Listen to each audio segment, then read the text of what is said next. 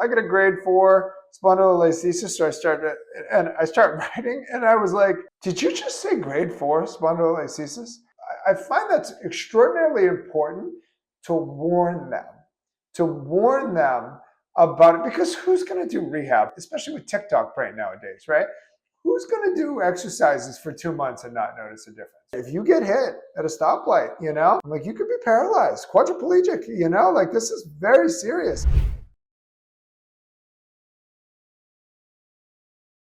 Hey everybody, what's up?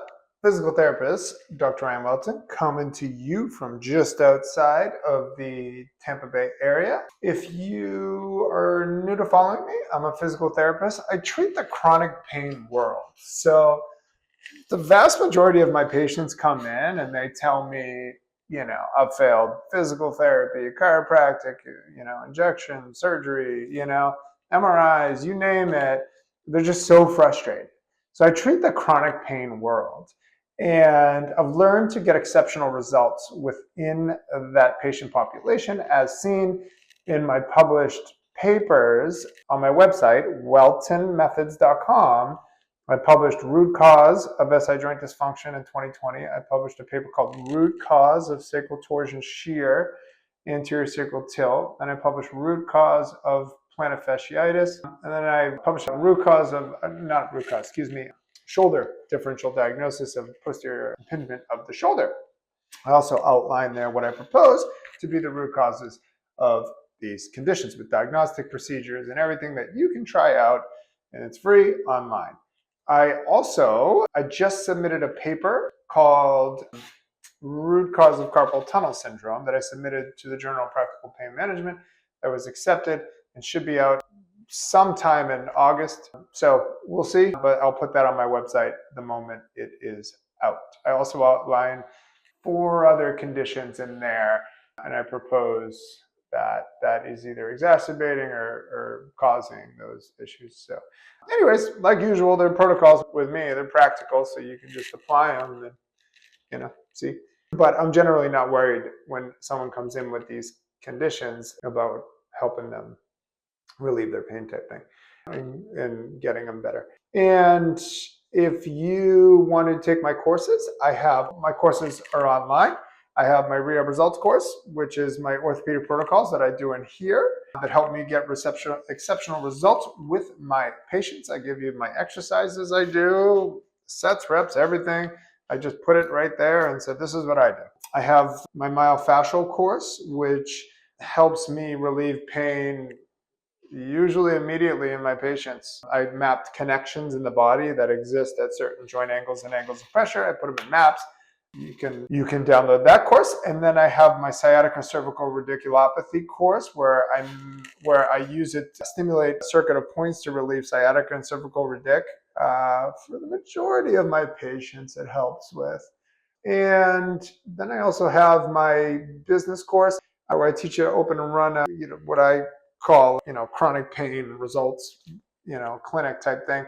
And then I am starting a membership model. So I check my website and you can sign up and you get massive discounts off my courses. And we will meet live, and there'll be live Q&A, and you can ask me questions. You can even bring in difficult patients that you have, and we can, I can mentor and coach and help you diagnose, and we'll develop treatment plans, and we'll learn as a community and try to help these patients, okay? And I'll show you the way that I do it, these systems that I develop that help me. So you can sign up on my website, wheltonmethods.com, and I'm so excited about that. I'll finally get to meet you all. It's been about 5 years since I taught live, so I'll finally get to meet you, and we can talk online and live Q&As and all that stuff. So anyways, I am really excited about that. But today we are talking about spondylolisthesis. So spondylolisthesis is, there's grade 1, grade 2, grade 3, grade 4, grade 5. Grade 5, the vertebrae came out. Okay, don't see grade 5s, right? I generally see grade 1 and grade 2s in here. Spine surgeons see crazy stuff, grade 3s, grade 4s, right? So grade 1, there's a crack. It's pretty common if you read X-rays and MRIs. I find, it's about a 25 up to 25% slippage. Grade 2 up to 50%. Grade 3 75. And so I had this patient come in the other day, and she said it was one of those things that like I heard what she said, but I didn't comprehend it because I'd never heard it before. So she comes in just normal, just walking in, waltzing in my clinic type thing, not limping or anything like that. And she said to me, yeah, so I wanted to know if you can help me. I have a spondylolisthesis and I don't want to have surgery, and I was hoping that you could help me. I see people in here that are trying to avoid surgery. Sometimes I can help them avoid it, but thank God for surgeons sometimes, because some people come in here with Cauda-Equina syndrome and all kinds of stuff, and they're like, yeah, they want to do surgery on me, and I don't want to, and I heard that you might be able to save me from it, and I'm like, no. Cauda-Equina syndrome? No. Bye-bye. You need to go have surgery for that. Thank God for surgeons when that happens, right? And so this lady walks in, and she's just walking in like anybody else. And I flip open the chart and I start writing. She's like, yeah, so I get a grade 4 spondylolisthesis. So I start writing, and I was like, did you just say grade 4 spondylolisthesis? And she goes, yeah. And I go, really? I go, grade 4?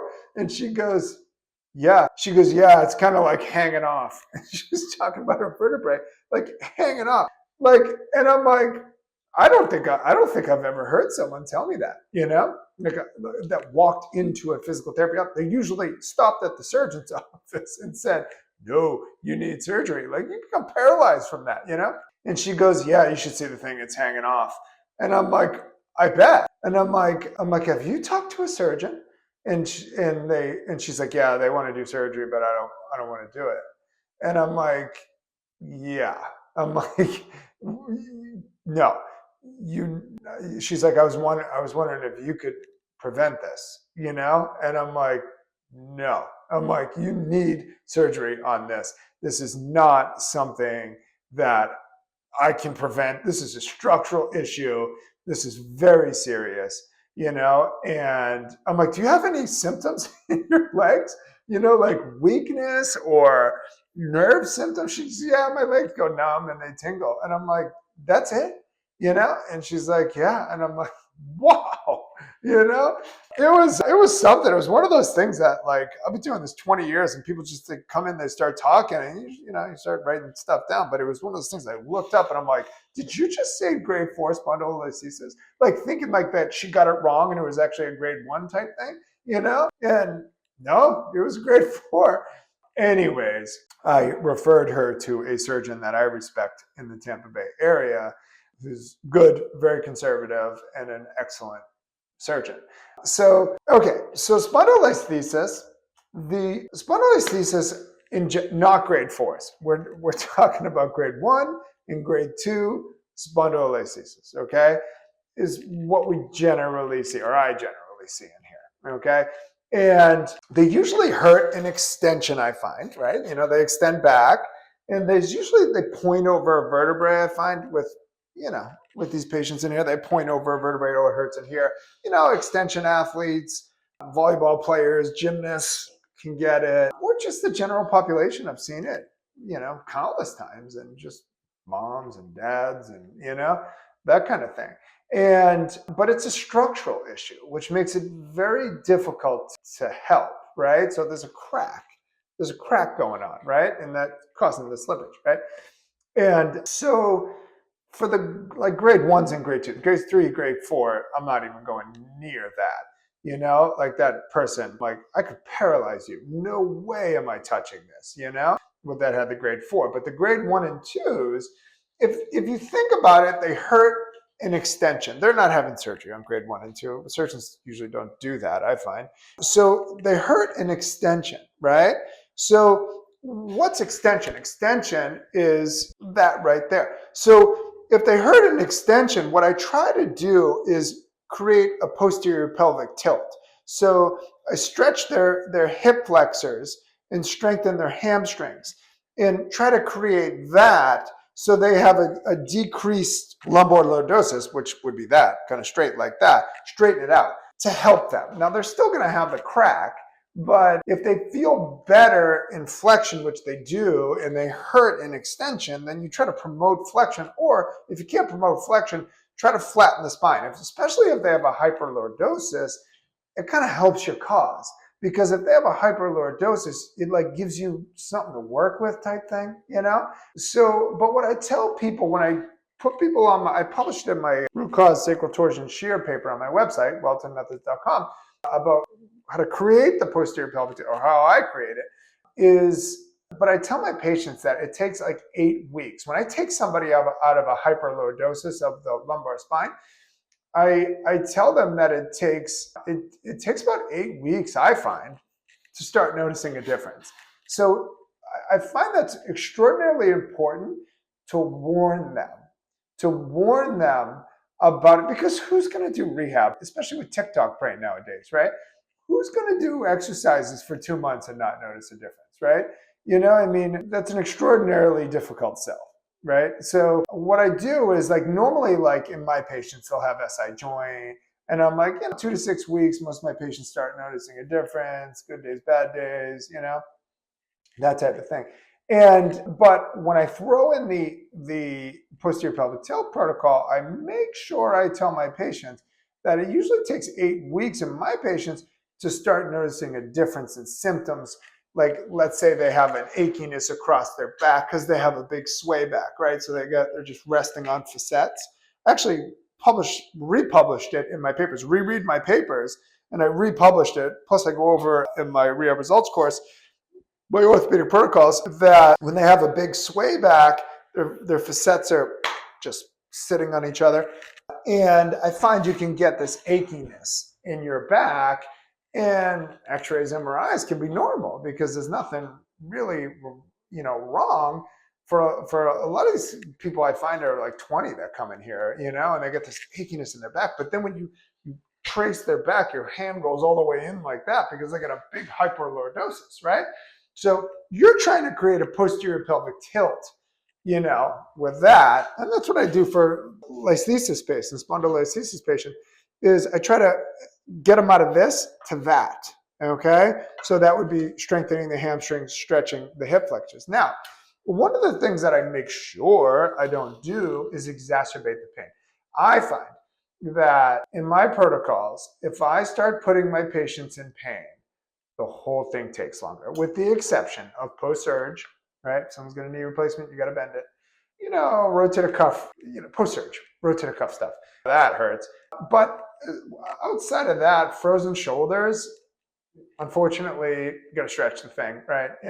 But I warn my patients, my frozen shoulder patients, about that this is not fun, But generally, I find that if you put someone in pain, then my timetable shifts. So like in my, let's say, plantar fasciitis protocol that I published, right? Most people, if I remember correctly, I think it took 12 weeks for one person. But let's say the average is about 8 to 12 weeks. Off the top of my head, I could be wrong. Check my paper. But if I tell them like to go running or something like that while we're doing it and not rest, then they're just going to irritate it. Number one, I highly doubt they're going to get better. And number two, that if they get better, we're probably not looking at 8 to 12 weeks. We're probably looking at months and months and months and months and months. Especially with something like plantar fasciitis, I make my patients rest. That can be prohibitive of them getting better. So like Achilles tendonitis, something like that, if you're just irritating it, then you're irritating it, think about what's happening. That's why I don't believe that whole eccentric loading helps tendonitis, because from what I do in here with my protocols and what I've published in those papers that you all are using and can try, like, I know the timetables, and if you read that and you do those protocols or my rehab results course protocols, you get to know your timetables. And then when you start to see someone, like my last patient, went to a flea market and I'm rehabbing her for SI joint. And she went to a flea market, walked around for 2.5 hours, and now her back's in spasm and her knees hurt because she has SI joint. So her knees hurt. I opened up her SI joints and her knee pain went away and her back pain went away immediately. What happened?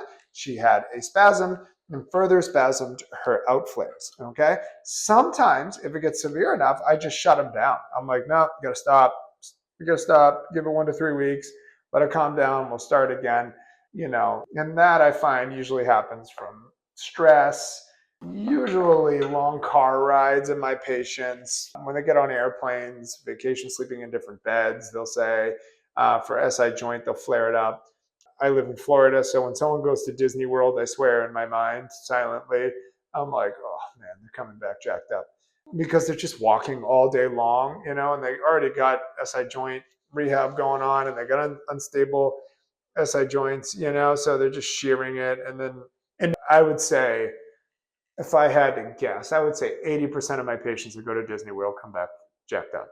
So anyways, I tell people, if I could just keep you in a bubble and not exacerbate the pain, then I can tell you, a good time frame of what's going to happen here, versus, you exacerbating this whole thing and then we have to start again, let it calm down type thing. So anyways, part of to get back to the spondylolisthesis part of it, and the woman that walked in here with a grade 4 spondylolisthesis and asked if I could help, which that was a hard no.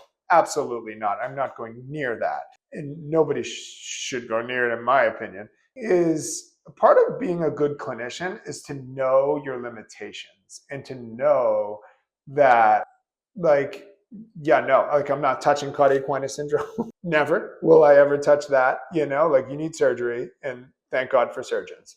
I will not touch a grade 4 spondylolisthesis ever.